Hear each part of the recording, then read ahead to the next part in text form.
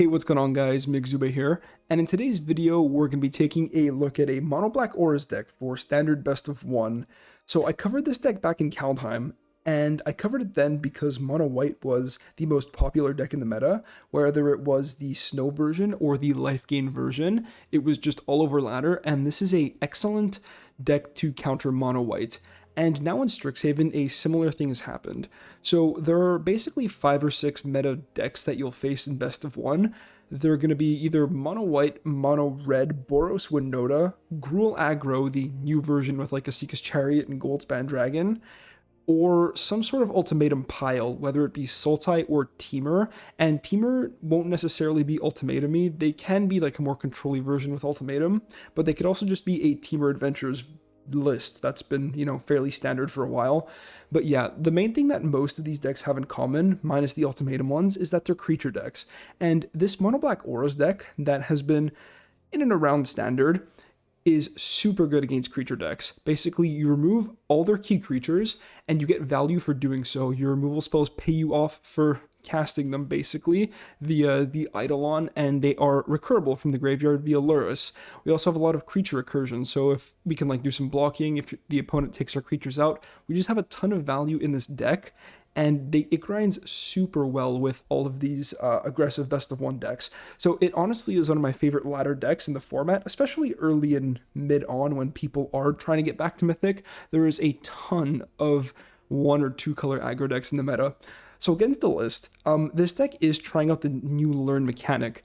I like Archfiend's Vessel at 1, and I do really value reanimating it and getting the 5/5, but I want to try out Eye Twitch. So this is a 1/1 lifelink, this is a 1/1 flyer. Basically, they're both Village Rites fodder, and you're happy to recur either of them with Luris. Sometimes Eye Twitch will be better, and sometimes the Vessel will be better if you need a 5/5. Keep in mind you can infinitely recur this one. After you recur the Vessel, it exiles itself. It's also just a nice cheap flyer to get in there, right? So we have the Learn board. I wanted another way to get card advantage in this deck because our creatures do provide us with card advantage, but we also need the auras to go along with them. So we're trying this out. I'm not sure if it's correct, but I think it's definitely worth a shot. The Learn board to go with it, we got Environmental Sciences, make sure we hit a land, gain some life. 2 Necrotic Fumes because being able to fetch a removal spell is great. I fetch this a lot in my aggressive black decks with Learn. Pest Summoning, just more sack fodder, make some blockers. This can kill a Planeswalker, so pretty good. I don't think it can reanimate Valky. The situation's honestly never come up, but yeah, for the same reason that when you get this off after ECD and you can't get the Tibalt part, and you cannot basically recast Tibalt off Luris, you have to cast the Valky. That's why I don't think you can reanimate it with Confront the Past. But if the interaction ever comes up, you can try it, I don't know. You also have Mascot Exhibition to just go super wide. It's another sort of win con. The deck, aside from that, is a fairly standard package. We have the Eidolon, obviously. It's our main card. It pays us off for creatures dying with auras attached to them. So we run a bunch of auras that kill creatures. We got Deadweight, -2/-2, very simple. I prefer this art. Don't mind me. We got my Mogi's Favor as our escape card of choice. This can not only kill our opponent's cheap creatures that have 1 toughness, they can also beef up like an Eidolon or an Acquisitions Expert. It can't be Valky, it'll kill it, but you guys get the idea. That's another reason why Acquisitions Expert is really good in the deck. You can make your things big, and if you have an Eidolon, when they die, you draw some cards. We got other auras are Mire's Grasp. It's a fairly standard package by now. It's been around for a while. For more card advantage, we have Village Rites. You have a lot of creatures you're willing to sacrifice anyways, like Acquisitions Expert. You have a lot of reanimation in the form of Luris, 4 Call of the Death Dwellers, and 4 Agadeem's Awakenings. So sometimes you're happy to just throw away a creature to the rights. And yeah, Vessel, Eye Twitch, great sack fodder. A Expert, great sack fodder. Anything with an aura on it that's been targeted by removal, great sack fodder. You guys get the idea. We have Valky as another way to get into our opponent's hand. This one's better against creatures. Before we were running Kitesail Freebooter because there was a lot more ultimatum. I think this one's better now. It has the same body, but it gets rid of a card for good. So that's why we're running the Expert. You can also have the fun interaction of Vessel into Expert and have the opponent reveal 2 cards from their hand because it accounts for party, and this is a Cleric and this is a Rogue. We have 2 Heartless Acts main deck. I know it looks like we have a lot of removal, but we are really built to take out aggressive decks. This is important because Winota doesn't die to 1 enchantment. You have to like enchant it twice, and then if you have an Eidolon, you draw 2 cards, so it's not the end of the world. But yeah, this is mostly here for Winota, and if we've done our job and killed the Winota player's creatures on turn 1, 2, and 3, then it's not a huge deal if you don't have Heartless Act on 4. You just want to make sure you have everything killed. This is also important for cards like Goldspan Dragon or Seeker's Chariot that typically dodge our sorcery speed enchantment removal. But yeah, so I like 2 Heartless Acts. Honestly, I could see myself even running 3 in the deck, like cutting Emogi's favor or something. So if I go up to 3 throughout the video, don't be too surprised. Yeah, also, we talked about Valky for a second, get into the opponent's hand, take a creature, you can transform into it. Also, let's just play Tibalt on something on 7 against grindier decks and a sort of win con, because against anything aggressive, you do need to close out the game. And while you can run a snow mana base, I just prefer running Tibalt as like a sort of end game super card advantage win con. Maybe it's the control player inside of me, who knows. Also, it's very cheap to run. All we have to do is run the Blight Step pathway or Seer Step pathway, and we just need 1 red pip in the entire deck and we run perfectly fine. If you don't like this, again, you can run the Snow Mana base and then just don't worry about this. Put Snowlands and put some Faceless Havens in. What else have I not covered yet? Call of Death Dweller. I mean, I kind of mentioned it, but yeah, just reanimate 2 things. You can get an Eye Twitch and a 2-drop, or a Vessel and a 2-drop, a Eidolon and a 2-drop, or just 2 1-drops. That's completely fine as well. If you have bought and played your Lurrus and it has died, you have another way to reanimate it. Actually, we have 8 ways to reanimate it. So very, very grindy deck. We have some castles. If ever you run out of gas, which is possible, just not super likely, start drawing off castle. That's why it's there. 12 swamps, so the center's untapped. We are a mono black deck. Anyways, guys, deck's not super new. We're trying out the new learn mechanic to give it a sort of Strixhaven-y flair, but I hope you enjoyed my meta explanation as to why I think this deck is powerful right now. And if you are losing, like you've played this deck like 1 or 2 weeks after I've made this video, think about your matchups. If you're not facing many creature matchups, you can change the deck, or you can just drop it entirely until it's a more creature-oriented meta. Anyways, guys, if you like the deck, be sure to drop a like on the video. It will be in the description down below, and consider subscribing. It motivates me to make more content. So that's gonna be it for me, guys. Let's get into some games.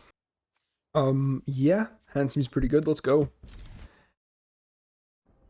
Before I forget, oh my god, is it actually Sultai?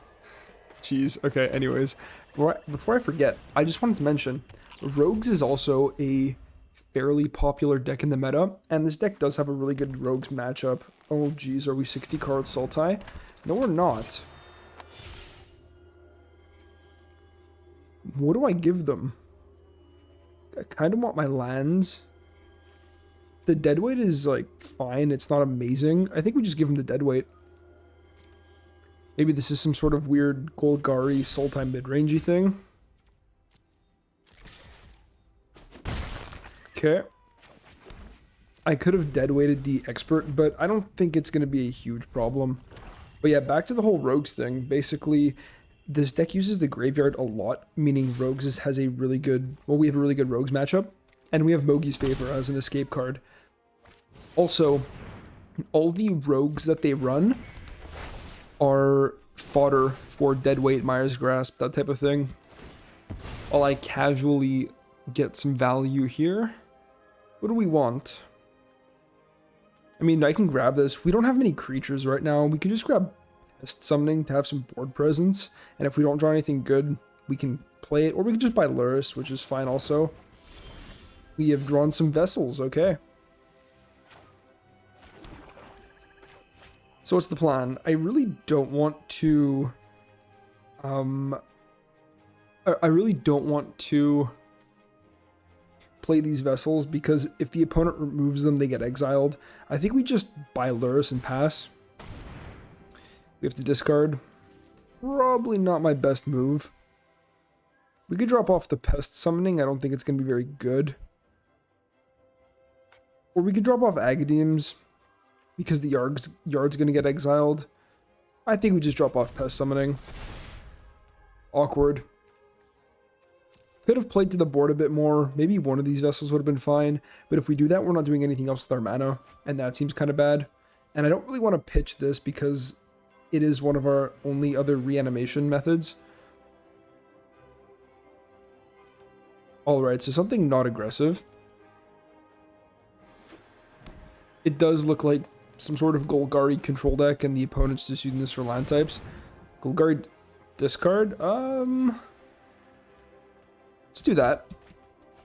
I actually should have dropped off a land. What am I doing? Not my best play. Yeah, so should have definitely just dropped off a basic freaking land, but we can drop off one, get a 5/5, and then not feel too bad about our play. But yeah, I should have definitely had one of these in hand still. That's on me.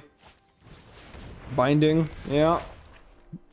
At least we can reanimate Luris here. We will get in for 5.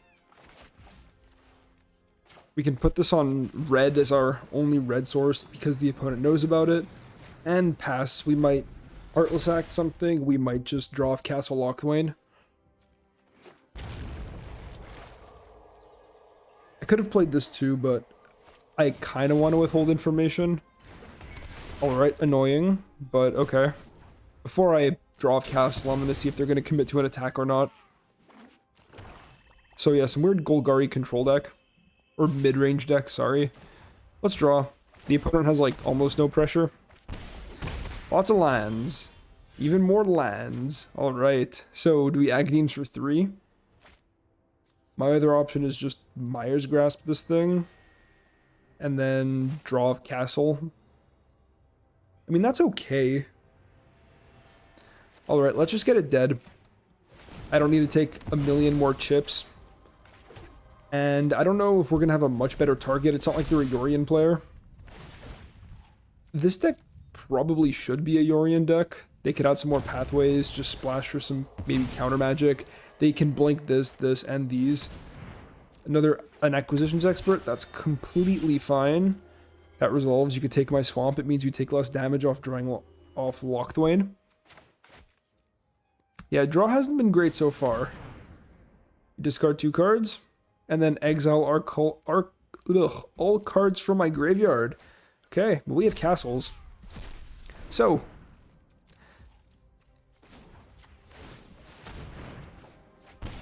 Nice. Does not look too good, does it? We're going to play this tapped. The opponent has a lot of exile, a lot more than I'm used to. Fairly anti-meta deck. Okay, opponent can hit me for 1. It's fine. Castle Locthwain coming through. Okay. How about some discard of my own? Should have just tapped this, but it's okay. Yep, nice Nightmare. And yeah, now we actually have a lifelinker, which is pretty cool. Disciple. Okay. Sure. I can draw off Locthwain again. God, I love this castle. Especially if the opponent's discarding my hand, like... Just having the ability to do this stuff is so big. So do we attack? I'm gonna put this on black. We're on a lower life total than they are. I could just Village Rites and try to draw some cards. I could attack with the Expert. I think we do. Just try to push in some damage. Yep. And I think we just pass. We need some sacrifice fodder. Like another Eye Twitch would be really good. Any removal spell that's not Heartless Act would be good. It would just basically cycle and draw us another card. I do have to be careful with this castle because we are losing a lot of life. Okay. I Village Rites in response. Okay, well, that's pretty good. I don't think I'm drawing off castle right here. I don't exactly want to go to 4. I mean, what kind of pressure am I really on? It actually just means 2 less castle draws in the future. I think we just chill. Let's remove you. Play you out. Now, I can equip here and start swinging for some damage. Let's exile these. So yeah, like Golgari discard. That's pretty cool. Opponent goes to 10. We have a lifelinker now, which is really chill. Opponent's really good at drawing these removal spells. You go for the expert. Okay. At least you still have the Mogi's Favor in the yard. Mm-hmm. No attacks. Castle Lochtwain. Swamp. Swamp again. Okay. Lots of land. We have flooded out quite hard. Alright, so look at this. We gain a life. And we take this out. I want to keep Vessel in the yard. I think making a 5/5 can be really important. And we play out our lands because they don't do anything. Except for damage us whenever we draw. Okay. I think we could take the 2. I think it's worth it. Hopefully we don't find more land. And that's what I'm talking about. This is what I'm talking about. This is why we have the Black Splash. One of your cards, one of my cards. Play out the Disciple. Make you discard something. Nice. Cool. And now we have a favor on hand for if they ever play like another Disciple or something. Elspeth's Nightmare. Okay. The removal spells are coming in. And the opponent scoops it up. Yep. Eventually, we will draw a bunch more cards off Valky. It basically draws us 2 cards a turn. And it will ultimate fairly soon. This turn it goes up to 9. The turn after that, 11. Sorry, it goes up to 9. And then we can ultimate it next turn. And we have all of this to play with. So I think we're going to be okay, even though my yard is fairly light. Oh yeah. Okay, so all we need to do is be against a creature deck. Let's go. And it is mono red. Hell yeah, that's what I'm talking about. Let's play the Vessel on 1. I'd rather they stomp it or remove this than the Eidolon. Yep, opponent's thinking, I will also make the trade with the Charger. And they just main phase a Stomp. No fear. That's what I'm talking about. We can get double Eidolon rolling. I think we just start with 1. And we deadweight here, because next turn we can go second Eidolon into a Mire's Grasp on this beautiful Bone Crusher Giant. -1 damage. Feels good. Which is also why we don't want to Mogi's Favor these things, because they'll just ping us for 3. In which case, it's not exactly a ping. I should say bolt us for 3. No, don't do that. Not cool, man. Not cool. But it doesn't really matter, we have reanimation, so we're chilling. What's the plan? We can Eidolon plus Mogi's Favor, or we can Eidolon plus Expert. And then next turn, Mogi's Favor and Mire's Grasp. I think we Expert first in case they have a 1-mana removal spell. Let me check for priority. Ooh, that went pretty quickly. Alright, I'm gonna try to take a card from them. Aw, opponent's sleeping. Poor thing. Land, okay. And we'll just play second Eidolon. Alright. So their turn might just be Bone Crusher Giant pass, in which case we can remove the Fervent Champion and remove the Bone Crusher Giant, and we're just laughing. But this is what I mean. Deck literally farms aggro.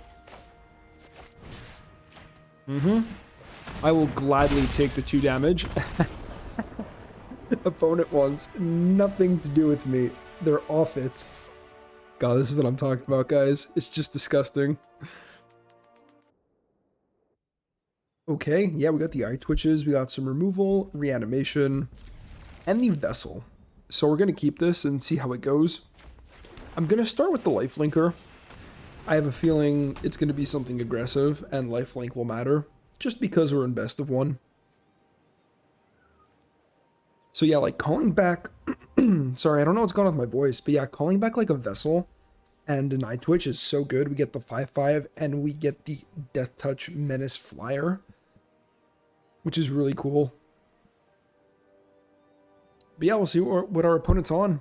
Either we go double Eye Twitch next turn, or we just deadweight something and then Eye Twitch. Ooh, or we can Acquisitions Expert.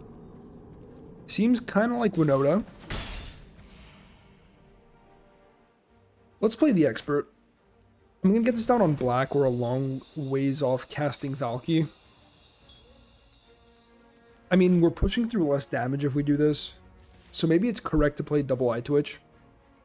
But I feel like I'm going to be removing something next turn, and then I want one more mana in case I don't draw a land. So let's just play the Expert. But yeah, Boros Pathway means it's probably just Winota. And yeah, we have the 1-2. Okay. I will take out the Apparition. Not a huge fan of that. So this is a human, maybe not Winota, maybe just like classic Boros Warriors or Boros Aggro.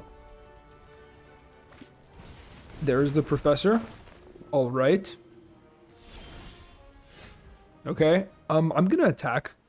If they want to trade with anything, that's completely fine with me. We just play double Eye Twitch. Opponent takes it. Okay. Let's remove the Professor and play a flyer. And we got that pick it you till you're dead strategy. And if they take out my creatures, then we can reanimate them and get more value. Which is kind of why I didn't want this Apparition to stick. Yep, because they get exiled.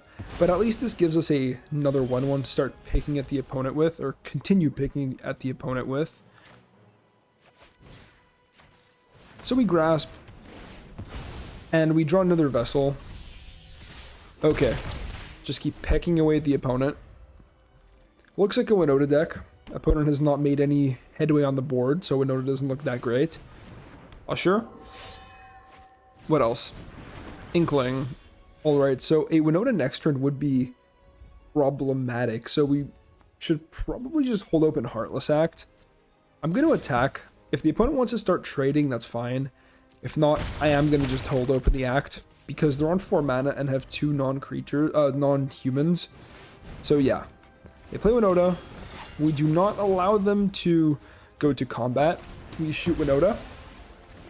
And they can keep trying to race me, but we have a 10 damage lead on them. Yeah, that's what I thought. Okay. So I could favor, and then flashback favor, wipe their board. I kind of like that.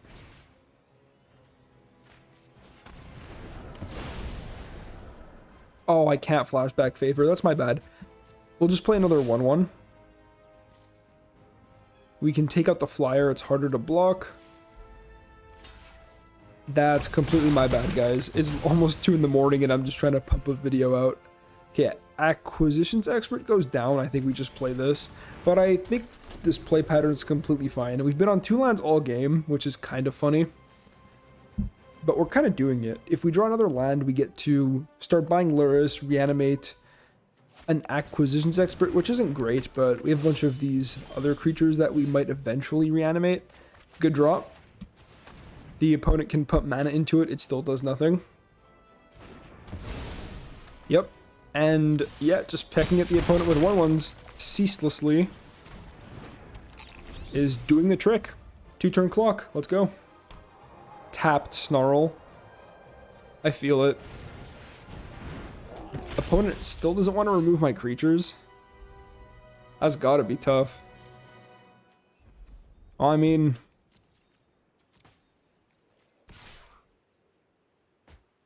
Okay, let's say so I'm doing these attacks for sure. If I attack with the other 2, they block and go to 6. It's not great. I kind of do need another land. I think we just pick in the air. Can play you. And now any aura draws a card off the top. Land means Mogi's favor. Okay. Does the opponent have another Winota? They have a Spellbinder, so we're pretty much never casting this Call of the Death Dweller. It's just not happening. That's aggressive. Especially when you're on 5. I was like, do you have Wrath? Yep. I'm gonna put this on black. We're gonna take out Spellbinder. Exile a Deadweight and Heartless Act because we already have a Deadweight. draw yet another card, and potentially kill the opponent. And that's game. We really just peck away at them. But yeah, this is what I mean. It has a pretty good Boros Winota matchup as well, which is also why we tech the Heartless Acts, not something everybody plays. Oh man, this is a tough keep. We don't have any real creatures except for Valky. We have removal, and we have some village rights against what is probably rogues.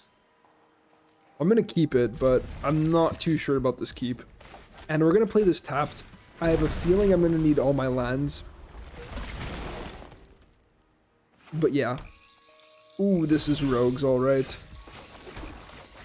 And that means we're going for Valky on 2 and trying to take something valuable. No, there's the Thieves Guild. But that means the reanimation is good. Okay. Thought Thief. Could have taken this, but I think we're okay. Lots of lands into the story and another Thieves Guild Enforcer.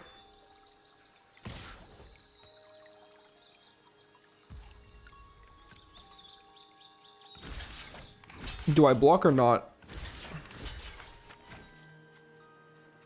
I think we block. I think I'm pretty happy to remove this. It means they get their Thought Thief back, but that's fine. And it means they are just casting this main phase, so I can Myers Grasp it, which is pretty cool. Ooh. Opponent. And there's the Mogi's Favor. We hit our escape card. We're just chilling right now. Okay. Good, good, good. Yep. Opponent can crack a land for whatever they want. We are just going to empty our yard a bit more. Play a long, grindy game against rogues. Land, land. Yep. Just 2. It's a very cheap escape card. Take out the Thieves Guild Enforcer. Empty the yard. Or not empty, but, you know, clean out the yard a little bit. It means that next turn we're dealing with 2 unknown cards, a land and Into the Story, and a Thought Thief. Okay. 2 lands then. I kind of want to save this for a massive sweep of reanimation, but we might have to play it.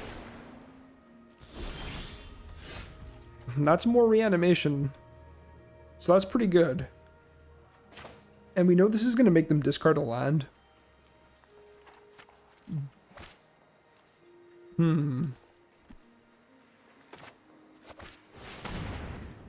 going to play the Expert. They can play Soaring Thought Thief next turn, then they're going to be able to Into the Story because they don't have an actual... You can't clean out a yard, basically. They don't have a creature, which is sad. They drop off the Passage, sure. Now, I think I play this tapped. I think my mana is very valuable this game. Because I did draw the Call, so we have more reanimation there. And if the opponent tries to shoot my Expert with anything, then we can just Village Rights. But yeah. They're probably just going to fill my yard to 7 and Into the Story, which would be unfortunate, but it would be bearable. It means they would be tapped out, and it means if we top a land and they tap out, we can remove the Thought Thief and reanimate some big stuff. We did top a land. We did, in fact, top the land. Let's attack. If they want to ambush with, like, a Thieves Guild Enforcer or whatever. Oh, I could also just... I could have enchanted this main phase and then not have to deal with the Into the Story at all.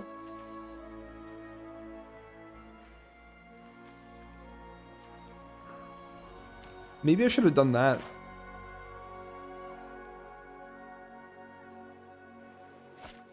It gets rid of 2 cards. They'll be in the same spot next turn. It doesn't. We don't really gain anything by making this a bit bigger. If we reanimate, what are we getting back? We're getting back either a 5/5 or an Eidolon, and either a Valkyrie or an Acquisitions Expert. I think the Eidolon is better because it draws a card after playing Mire's Grasp. Okay. Alright, I'm calling. If they want to counter it, so be it. Oops, sorry. Eidolon. We can actually go for Eidolon and Vessel. That seems okay. Let's do that instead. Yeah, and they still count as being in the yard. So we call them back. The opponent has to enter the story now if they're going to do it. They can counter this if they want. Then we get to shock in the Awakening and take out the Thought Thief. Sorry, bolt in the Awakening. And they draw. Okay, fair enough. Just means more resources we need to fight. We put a Death Touch, Menace counter on the Eidolon. Make a 5/5. Sadly drawing all of these in the early game, but it is what it is. Okay. I don't hate our spot. Especially if the opponent doesn't main phase the removal. It means we could just respond to it with this. Okay, Heartless Act. Mill me some more. Double Favor. Coming through. Soaring Thought Thief. They main phase it for what? Of one mind? Yep. There it is. So, land. 6 mana. I can make this thing really big and lifelinky. And the opponent would have to double block it. After that, we still have 3 mana. Or I could buy Luris. I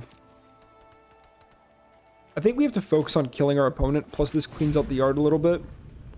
And we get to hold open Village Rites and Heartless Act, plus the opponent only has 1 mana, so if they want to try to double block, we can kill something. Alright. We can basically make sure 2 cards are gone. Yeah. So we go there.